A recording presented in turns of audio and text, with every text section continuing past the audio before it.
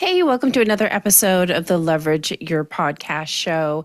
And as we wrap up 2024, I want to help you optimize and leverage podcasting even more so that you can step into 2025 being that much more strategic and get that much more ROI out of it. So sometimes even one small tweak or focusing on one specific marketing strategy can make all the difference. So from all the years that I've been a host, I've been a guest, and I've been supporting my clients, producing their podcasts, and also repurposing the shows that they're guesting on. Here is my advice. So I'm going to start off talking about hosts. And what I would recommend is creating a promo process for your guests. I still find there are a lot of hosts out there that are simply sending them a link and hoping for the best that they will take that content and run with it and promote it. Part of the reason, right, that you're hosting a show is to amplify your exposure, get more visibility, and tapping into somebody else's audience. And you want to make a good impression on the guest, but you also want to give them the tools that they need to make it easier. And so I'll share a little bit about my process. First, when a guest is coming on my show, I actually set those expectations up front. So in the form that they fill out, giving the bio and their questions and all that nitty gritty, I do add in there at the bottom for them to check off that they will be willing to promote the episode that goes live. Also, when we're in the chat room and, the episode is wrapping up and we say, our goodbyes, I do let them know, hey, here's when the episode should be going live. We'll be sending you reels and shorts and a quote and, graphics and content. So be on the lookout for that email and please share away and tag me. So then again, I'm letting them know up front and I'm setting that expectation. So when we do send out the information, hey, the show is live, we actually have a guest promo document that has a pretty banner on the top. It has some instructions, my tags for my social accounts, and then the copy written from their perspective and also the graphics, links to the reels so that they have a ton of options and it just makes it easy. And the third point I want to bring up is to follow up. If that guest hasn't replied, chances are it's lost in their inbox. You know what it's like. The inbox is insane.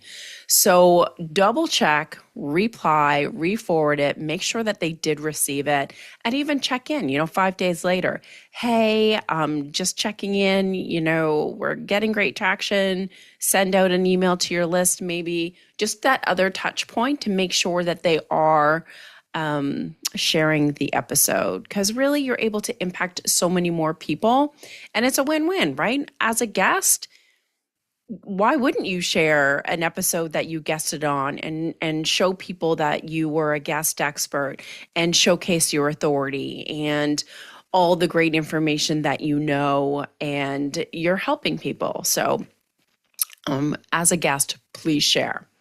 So that is my advice for hosts. So if you don't have that in place yet, please take the time to set up that system. Now, guests, I want to make sure that in 2025, if you're not doing this already, publish those episodes on your website. So even if the host has iffy show notes, create your own, right? AI is your best friend. And if you're not tapping into AI yet, please add that to your trusty list. So create the show notes. You can even create your own graphics so it's branded for you. You can ask for the video and create your own reels. But my main point here is that you want to publish that episode, embed the YouTube video on your website. It showcases your credibility. You're pushing traffic to your website when you're sharing the episode. And it opens up doors for more opportunities, honestly. Think about it. So if you pitch or have a speaking opportunity, they're naturally going to go to your website.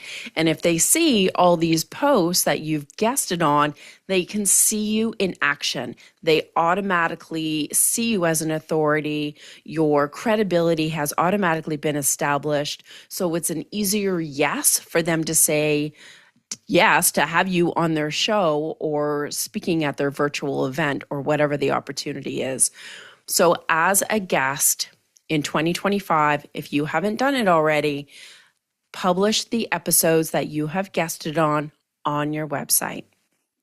Now, next, I'm going to talk about email marketing. There are still hosts and guests out there that are not emailing and nurturing their list to let them know when a show goes live or that they've guested on a podcast. It's such a great opportunity to stay in touch and be top of mind with your email list, but also a way of showcasing your authority if you're a guest, getting more viewers and more engagement if you're a host. And of course, I mean, you have that opportunity to even share some other call to actions in that email so that they know how else you can be of service to them. So email your list with your podcast episodes, and if you're a guest, the shows that you guest on.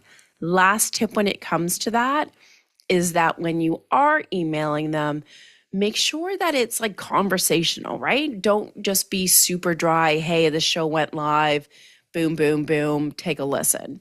You want it to be more conversational. You can always put a couple of tips that were in that episode right in the email. So if someone's skimming, they're going to get a takeaway. Even if they don't click the link and go right to that episode, you always want to be serving and think what's in it for the reader. Next, I'm going to be talking about LinkedIn. And if you are serving like B2B and you're working with businesses and you haven't quite delved into LinkedIn, maybe you're kind of in there and you post, but you're not super involved and you're not investing a lot of time.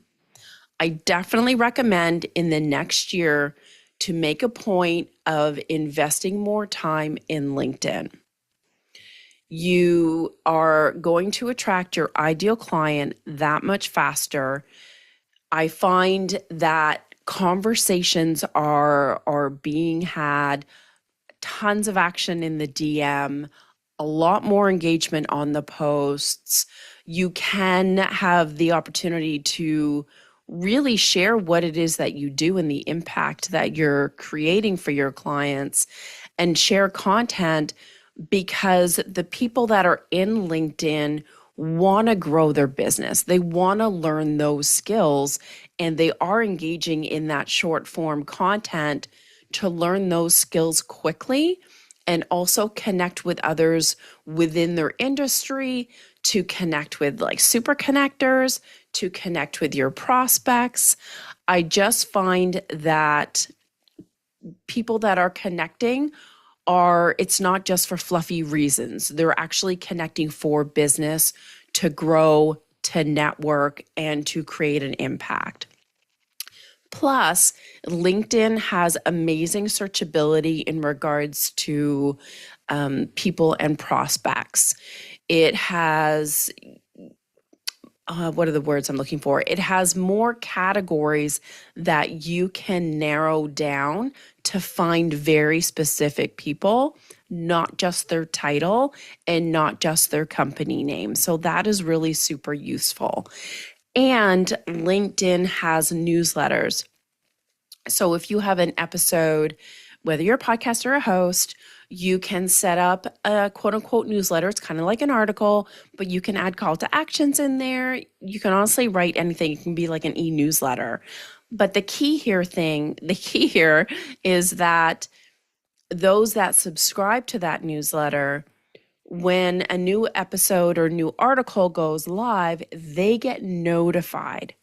So it actually gets put in front of your audience. They actually get a notification in LinkedIn and in their email inbox.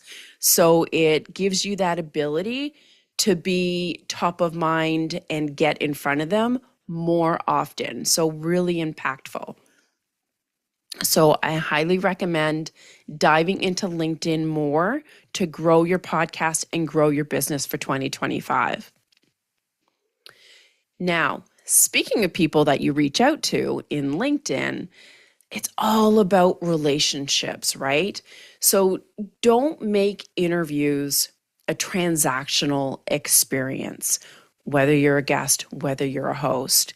And I know many people have kind of complained about, having pre-chats. They want to talk to me before the interview. And don't get me wrong, I used to not like them either, but I've really leaned into them more so in the past year. And here's what I found.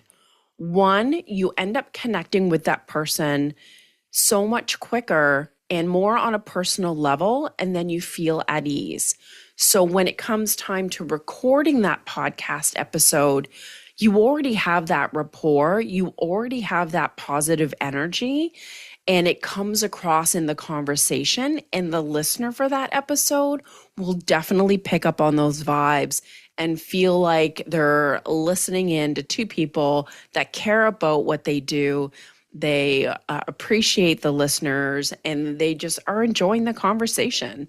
And it just makes for a better episode, truthfully. And also leaning into the relationship, before and after the episode. So we kind of talked about the chat, but even making sure that you're following them on social media, comment on their posts, share their posts, find out how you can help them.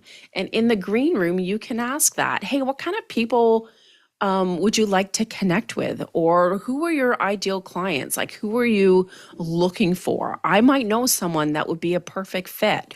Or who would you like on your show? I might know some people that would make a great guest. And then follow up and make those introductions. Or maybe you could even do a pod swap. Maybe you could even do a lead magnet swap. How can you help each other grow your email list, get more people on a masterclass? Maybe you can even create some content together. Maybe there is some synergy to create partnerships, collaborations, referrals, affiliate links. There are so many opportunities that I think sometimes we're so focused on the recording and the content and the interview that we don't necessarily take the time or step back to think about that person, their business, and who they know that can help both of you grow. It's a back and forth thing, right? You want it to be a win-win. So when you are going into the next podcast interview in 2025, or you have a guest, really keep that in mind. If it helps, create like a checklist of maybe some of the things that you can ask or find out, and what avenues that maybe you can work together in the future. And so again, not being so quick to end that interview and move on. Now, I have leaned into this as a podcast host, and I haven't always been super comfortable with it, if I'm being super honest. But I think that all podcast hosts, depending on their goals, of course, should lean into doing more solo episodes. Yes, it's good to have interviews, tap into their audience, create those connections, and also create that great content for your listeners. But you may also want to take that pause and think about your own goals. So when I do solo episodes and I create the reels and the shorts and so forth, I'm not just pushing traffic to the episode. It gives me the ability to create call to actions and invite the listeners, the readers, to say yes to a resource that I have and quote unquote get on my e-list.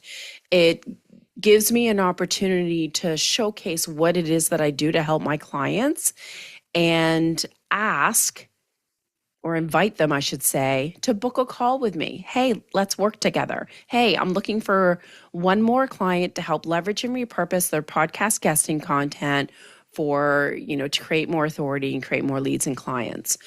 So create that solo episode that enables you to reach those goals, to get more leads and get more clients.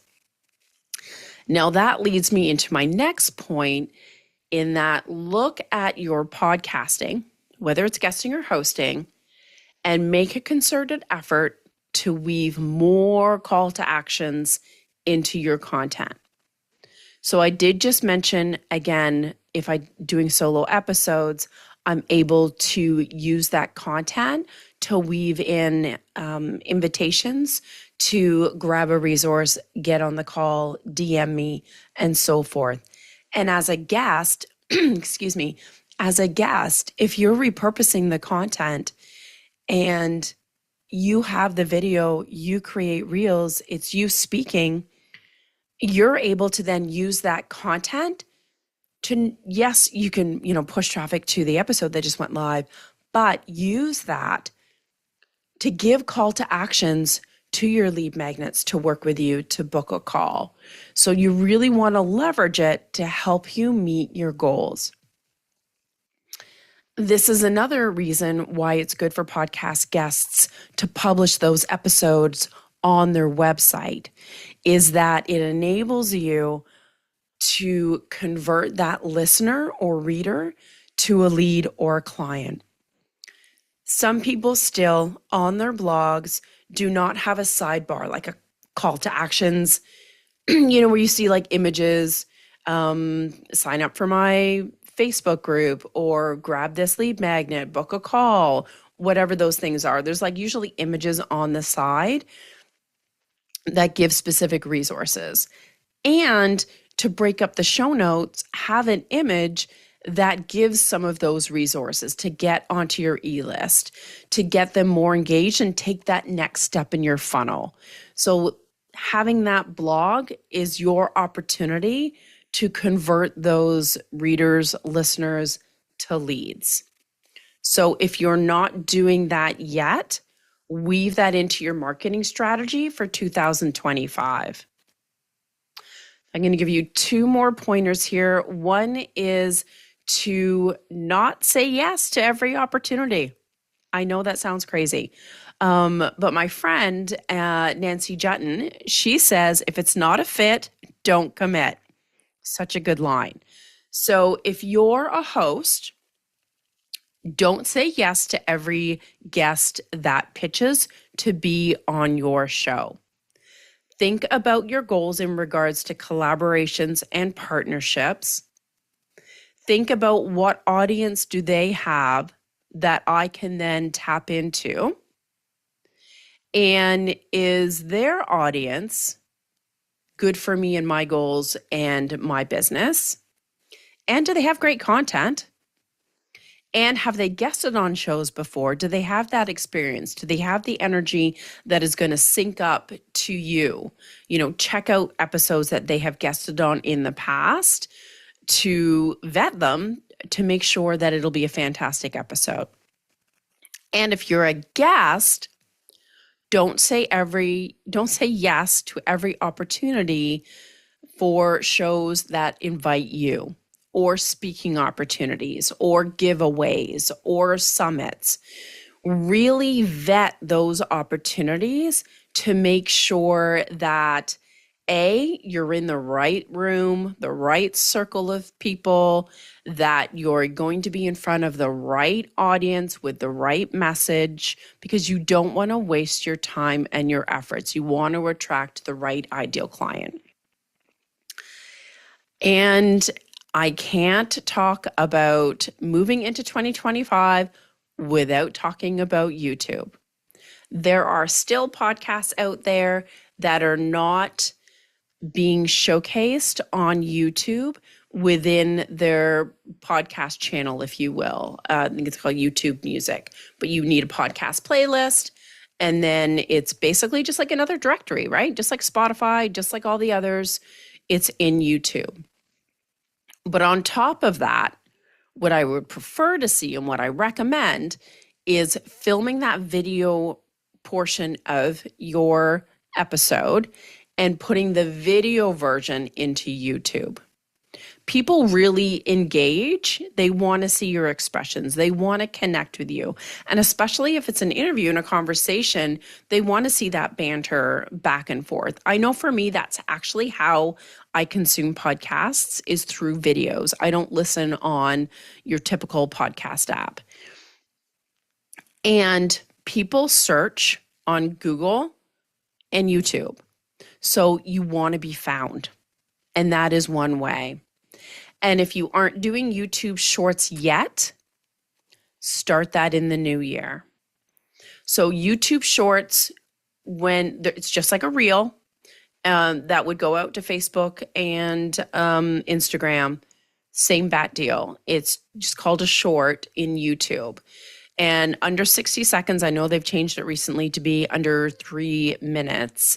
So I'm not sure if all those changes have come into effect in every account, but definitely check that out.